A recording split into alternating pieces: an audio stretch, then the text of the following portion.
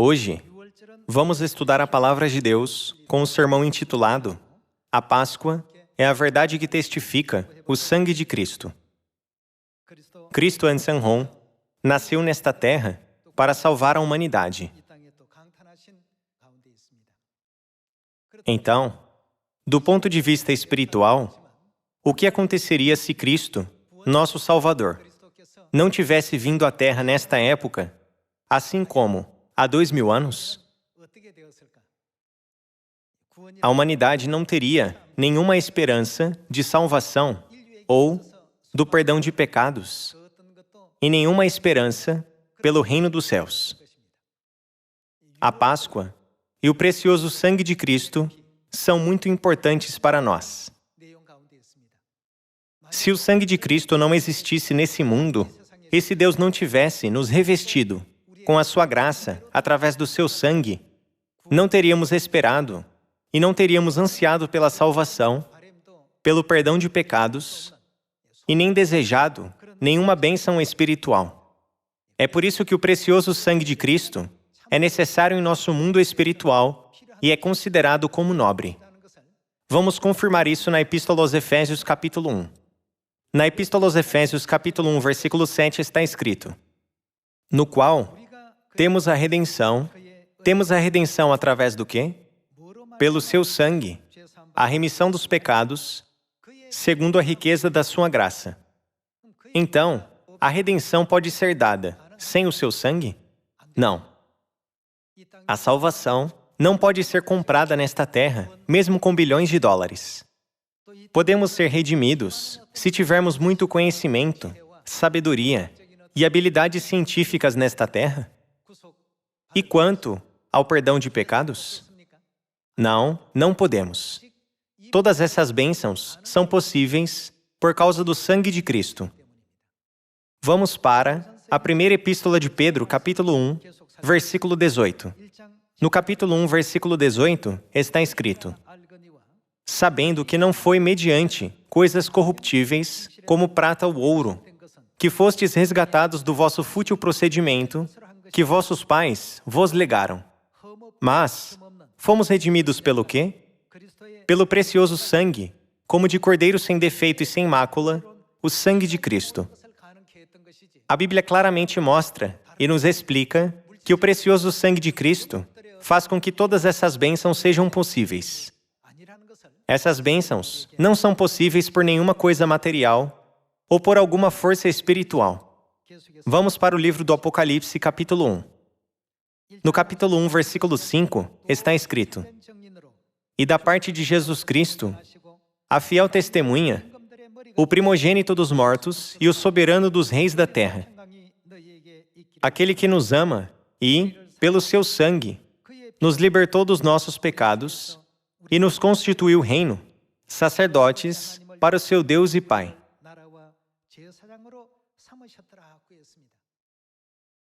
Nesse versículo, podemos entender que podemos ser o sacerdócio real no reino dos céus. Porém, de onde vem a fonte de poder que nos permite ser sacerdotes no céu? Está escrito: pelo seu sangue.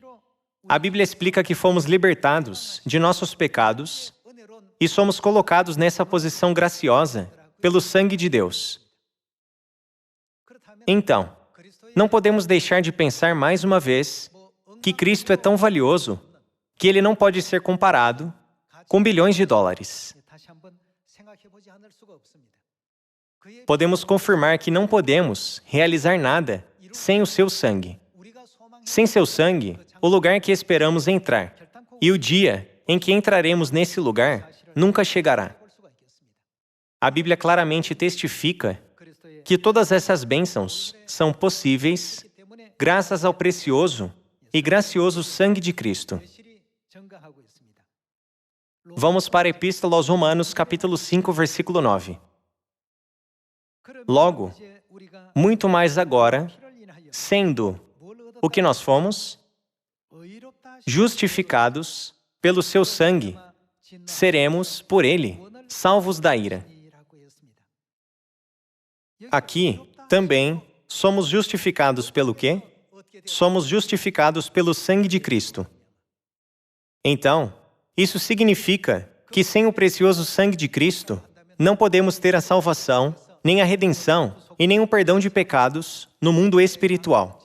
Sem o seu precioso sangue, não podemos ser o sacerdócio real do céu e nem ter nenhuma esperança. Sem o seu precioso sangue, todas as lâmpadas de nossa esperança estão apagadas. A Bíblia continuamente explica que toda a graciosa obra de Deus sobre o céu é possível graças ao precioso sangue de Cristo. Vamos ver a Epístola aos Colossenses capítulo 1, versículo 20. E que, havendo feito a paz pelo sangue da sua cruz, por meio dele, reconciliasse consigo mesmo todas as coisas, quer sobre a terra, quer nos céus. A Bíblia explica que a reconciliação de todas as coisas não poderia nunca ser realizada sem o precioso sangue de Cristo. Se virmos a história do Antigo Testamento, quando ofertas como bodes, touros e novilhas eram usadas para sacrifícios, podemos ver que Deus continuamente ensinou que todos os pecados podem ser perdoados apenas através do sangue. Por um longo período de 1500 anos, desde a época de Moisés até a época de Jesus, Deus nos deu uma educação específica sobre o precioso sangue de Cristo, através do qual podemos receber o perdão de pecados, receber a salvação e ir ao céu. Ele veio a esta terra em carne e derramou o seu sangue na cruz, em nosso lugar, para nos redimir de todos os nossos pecados, dar a salvação e abrir a porta da graça, para que possamos entrar no eterno reino dos céus, não é?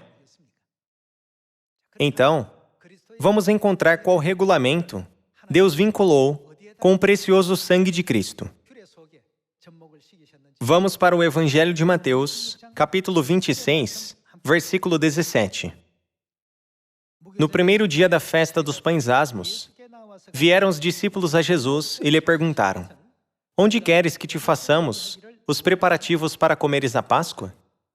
E ele lhes respondeu: Ide à cidade ter com certo homem e dizei-lhe: O mestre manda dizer: O meu tempo está próximo, em tua casa celebrarei a Páscoa com os meus discípulos.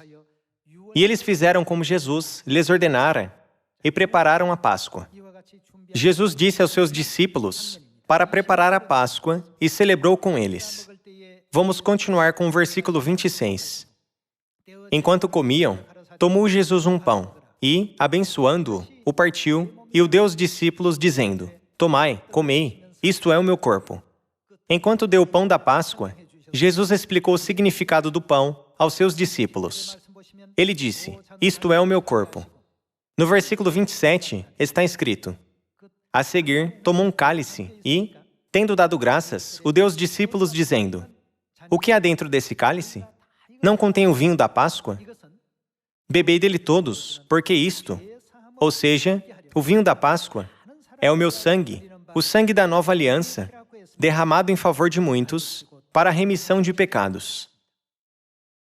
A Páscoa é a verdade que testifica o sangue de Cristo.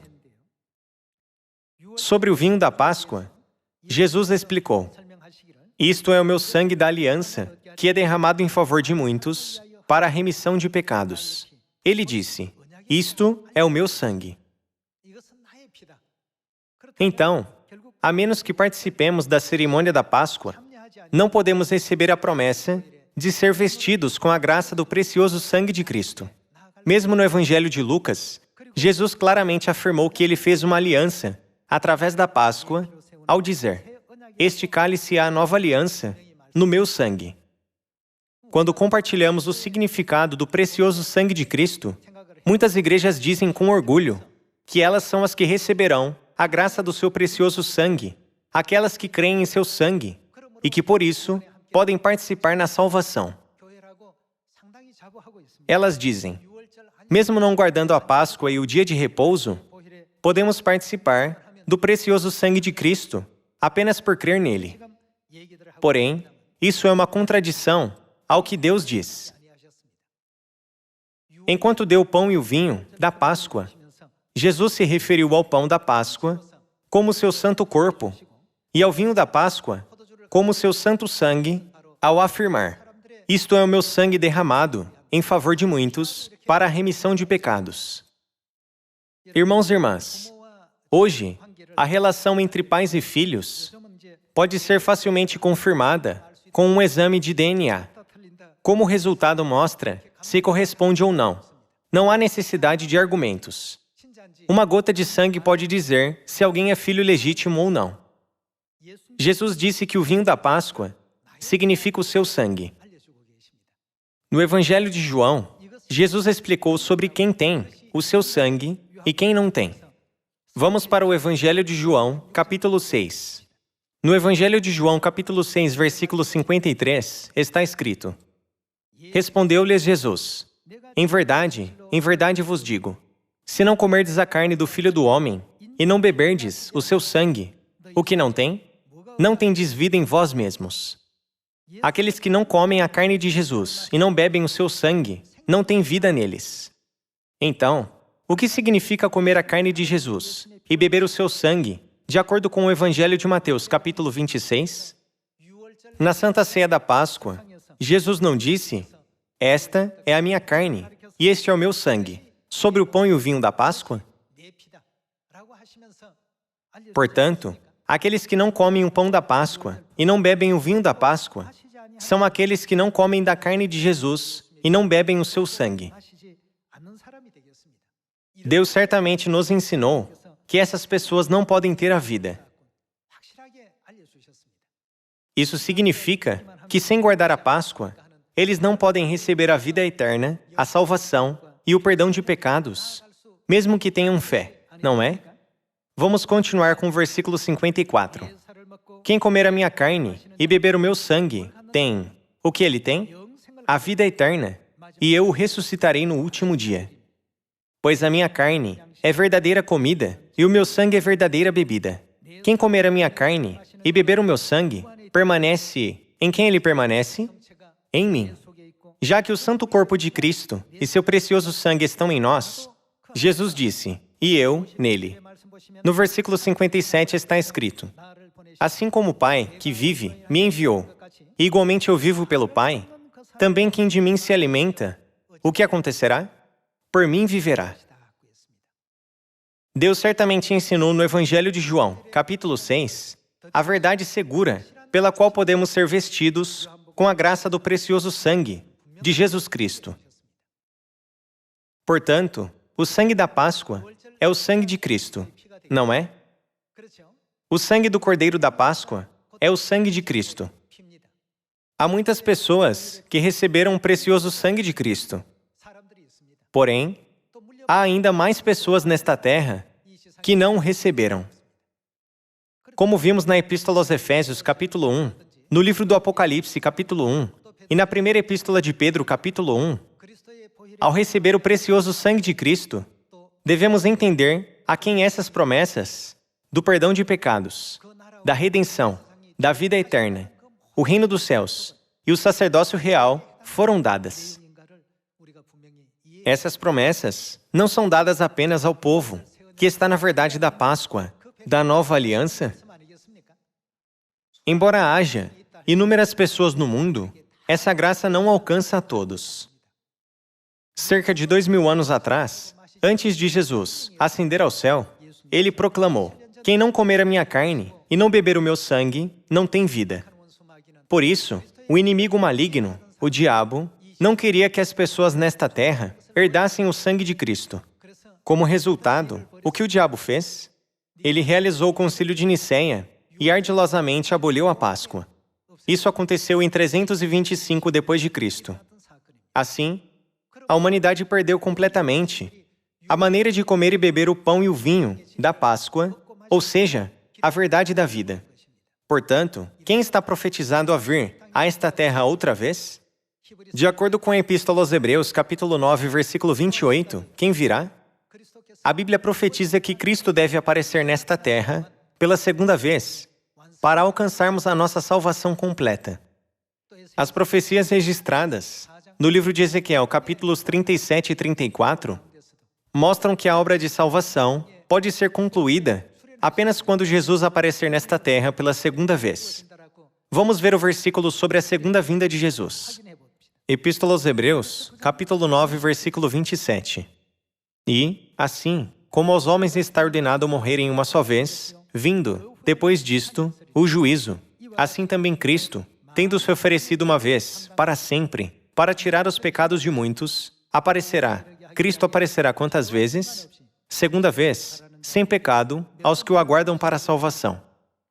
Ele deve vir pela segunda vez. Quando ele veio a esta terra pela primeira vez, ele derramou seu precioso sangue, estabeleceu a verdade da Páscoa da nova aliança e reuniu seus filhos, que herdariam seu precioso sangue nesta terra. Porém, o diabo, o inimigo, aboliu a Páscoa em 325 depois de Cristo.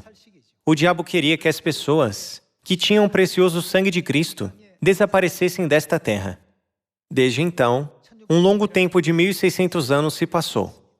Mesmo que um longo tempo tenha passado, as pessoas que eram qualificadas a participar na vida eterna, ao comer e beber da carne e do sangue do Filho do Homem, não podiam ser encontradas nesta terra. Jesus enfatizou: quem não comer a minha carne e não beber o meu sangue, não tem vida nele. Já que a nova aliança foi proclamada dessa forma, quem não comer a carne de Jesus e não beber o seu sangue, não pode ter a vida eterna. É por isso que Jesus prometeu aparecer em carne, pela segunda vez, nesta terra, para levar a salvação para aqueles que esperam por Ele. Há uma forma de reconhecer Cristo imediatamente quando Ele vier pela segunda vez. Como podemos reconhecê-lo? Há um tipo sanguíneo que as pessoas deste mundo não têm. Qual é esse tipo sanguíneo? É o tipo sanguíneo da Páscoa. Já que a primeira letra da Páscoa é P, acho que podemos chamá-lo de tipo P. Normalmente, os tipos de sangue são divididos em 4 tipos: A, B, AB e O. Mas eu acho que o tipo sanguíneo da Páscoa pode ser chamado de tipo P. Não há ninguém nesta terra que tenha esse tipo sanguíneo. Somente Deus pode ter esse tipo sanguíneo, certo? Cerca de 2000 anos atrás, Deus disse que o sangue da Páscoa era o sangue de quem? Ele não o chamou de meu sangue? Ele o chamou de meu sangue no livro do Êxodo e nos evangelhos de Mateus, Marcos e Lucas também. Sempre que Deus explicou a Páscoa, nesses evangelhos, Ele ensinou que a Páscoa foi estabelecida com o sangue de Deus, não com o sangue de outra pessoa, ao dizer: essa é a nova aliança no meu sangue. É assim que a relação de Deus conosco é estabelecida como Pai e seus filhos. Vamos ver essa cena. Vamos ver a segunda Epístola aos Coríntios, capítulo 6, versículo 17. Por isso, retirai-vos do meio deles, separai-vos, diz o Senhor. Não toqueis em coisas impuras, e eu vos receberei. Serei. O que Deus será? Ele será vosso Pai. O que significa serei vosso Pai nesse versículo? Significa que Ele dará a vida aos seus filhos. Então, isso implica que seus filhos receberão o quê? Esse versículo não implica que Deus deu a eles a sua carne e o seu sangue? Deus não se tornou o nosso Pai e nós não nos tornamos filhos de Deus apenas por Deus dizer: hoje sejam meus filhos. O sangue é essencial entre um pai e seus filhos. Serei vosso pai, e vós sereis para mim o que vocês serão? Filhos e filhas. Deus fala claramente aqui na Bíblia: vós sereis para mim filhos e filhas. Então, isso não significa que nós temos o mesmo tipo sanguíneo que Deus? Nós temos o tipo sanguíneo da Páscoa.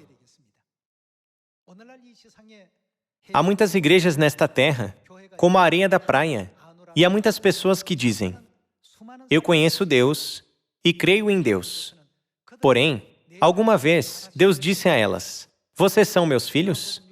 No Evangelho de João, capítulo 6, Deus definitivamente diz: quem comer a carne do Filho do Homem e beber o seu sangue tem a vida eterna.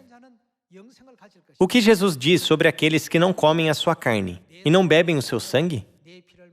Ele diz: não há vida neles. O fato de que eles não têm vida significa que eles não são filhos de Deus.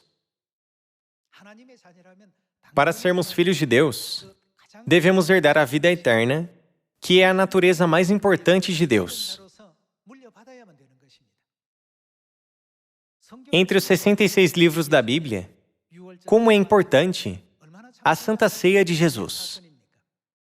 Pintores renomados e vários artistas de todos os tempos retrataram a Páscoa escrita na Bíblia como um evento magnífico.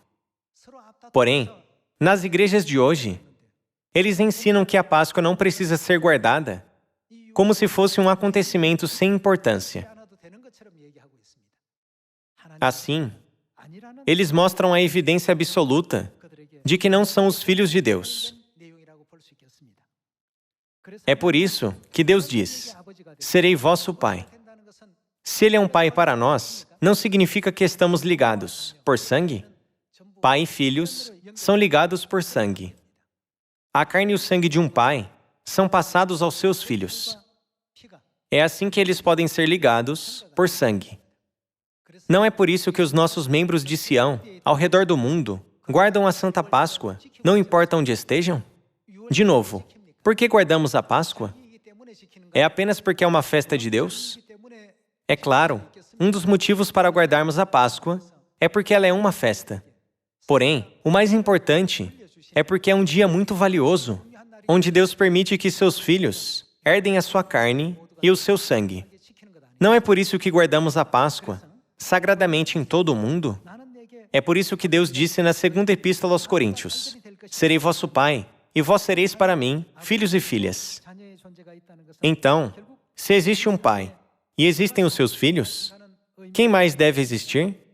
Deve existir uma mãe. Para ensinar a nós o nosso relacionamento com Deus, houve momentos em que o pai dizia: eu apenas sei sobre a Páscoa.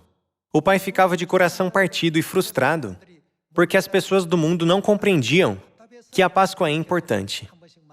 É por isso que o pai dizia que ele apenas sabia sobre a Páscoa. O que ele queria dizer? Quem trouxe a verdade da Páscoa?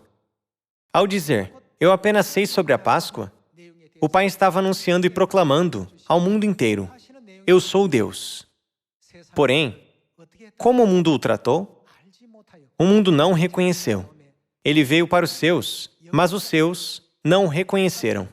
O que aconteceu na primeira vinda de Jesus está se repetindo na sua segunda vinda.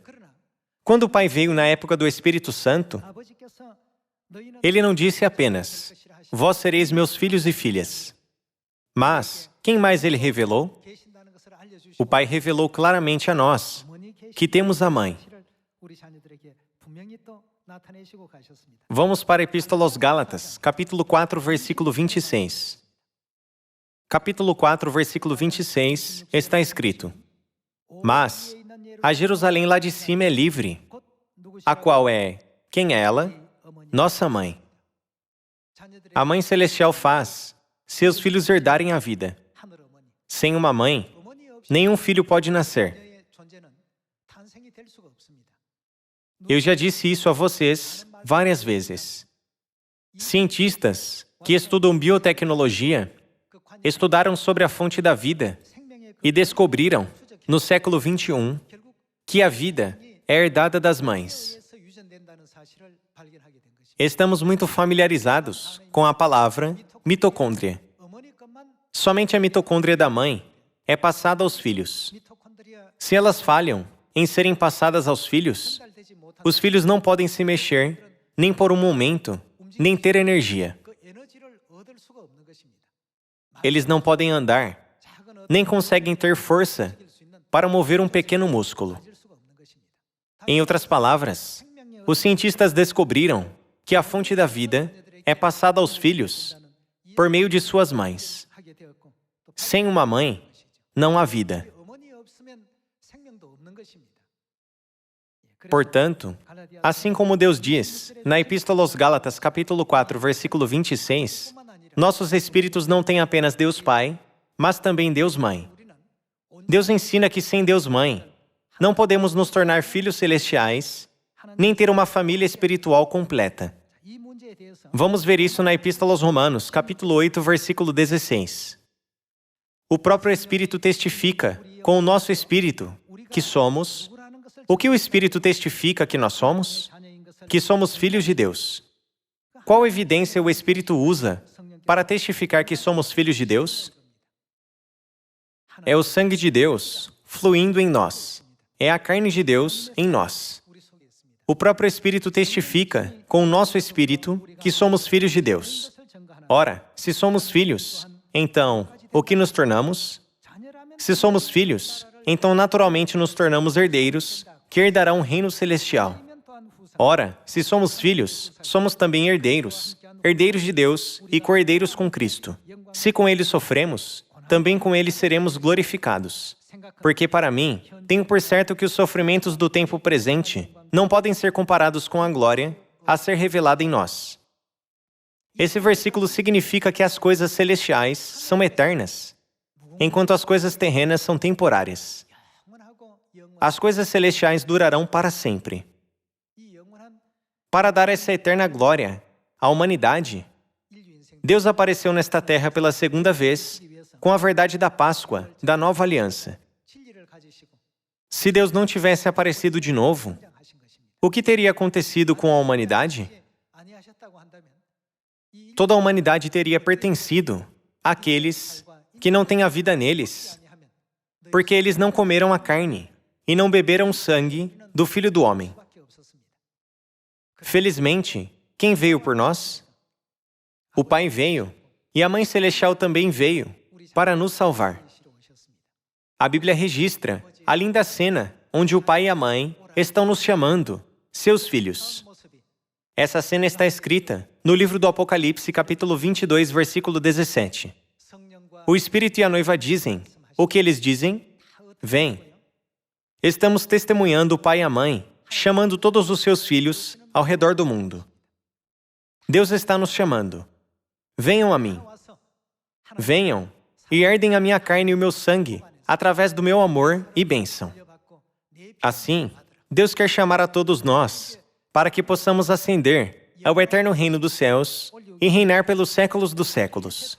Vamos lembrar dessa graciosa vontade de Deus e gravemos profundamente em nosso coração de novo o significado do título do sermão. A Páscoa é a verdade que testifica o sangue de Cristo.